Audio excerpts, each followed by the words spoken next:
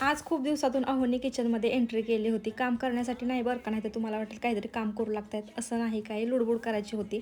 लग्नाच्या आधी माझी ही घाणेरडी सवय होती. मम्मी काय करत असतील ना तर मी जाऊन मध्ये ढवळाढवळ करायची. ती सवय माझी ह्यांनी घेतली आहे, त्यांना पण तीच सवय आहे. असो, मी आज मस्त घरगुती तूप काढलं होतं, शेंगदाणे भाजायला ठेवले होते खरपूस असे, आणि तेच त्याच्यामध्ये ढवळाढवळ करत होते. पण ठीक आहे, हलवायचा मला पण असा पण कंटाळा आला होता. मग त्यांनी थोडीशी हेल्प केली आणि मी खोबऱ्याचा किस करून ठेवला, जो की मला आठवड्याभराचा मसाला काढायचा होता त्याच्यासाठी.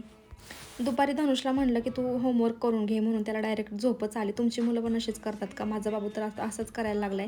जेव्हा मी त्याला म्हणते ना तर चल आपण होमवर्क करतात, तर त्याला लगेच झोप येते आणि मग तसा झोपून गेला होता. दिवसभर मी किती पण लाडक करू देत, काही पण हट्ट भरवू देत, पण ना पप्पांची कमी कुठंतरी भासतेच. आणि ते आल्यानंतर ना मग सगळ्या ज्या काय माझ्या चुगल्या असतात ना तो त्यांच्याजवळ करत असतो. आणि त्यांना उठल्या की लगेच सांगितलं की मम्माने मला शहाणे दूध दिलं नाही, आता कसं द्यायचं. तो तर 3 वाजता झोपून गेला होता, डायरेक्ट 7 वाजता उठला. मग त्याच्यासाठी गरमागरम चहाने दूध दिलं, आणि आमचा काय आधी चहा झाला होता. मॉर्निंग शिफ्ट असली की मज्जा असते, मग संध्याकाळी बाहेर फिरायला जायला भेटतं. आणि आम्ही असंच राऊंड टाकायला म्हणून बाहेर गेलो. आम्हाला असं बाहेर फिरायला खूप आवडतं संध्याकाळच्या टायमिंगला. आणि मग येताना मग चायनीज घेऊन आलो. मला खूप दिवसापासून चायनीज खायची इच्छा होती, म्हणून मग आज आणलं आणि मस्त असं चायनीजवरती ताव मारला. खूप दिवस झालं मी इंस्टाग्रामवरती व्हिडिओ पोस्ट केला नव्हता, कारण माझे फॉलोअर्स खूपच कमी व्हायला लागलेत. तर प्लीज असं करू नका, आणि आजचा व्हिडिओ आवडला असेल तर लाईक करा. भेटूयात उद्या, तोपर्यंत बाय बाय.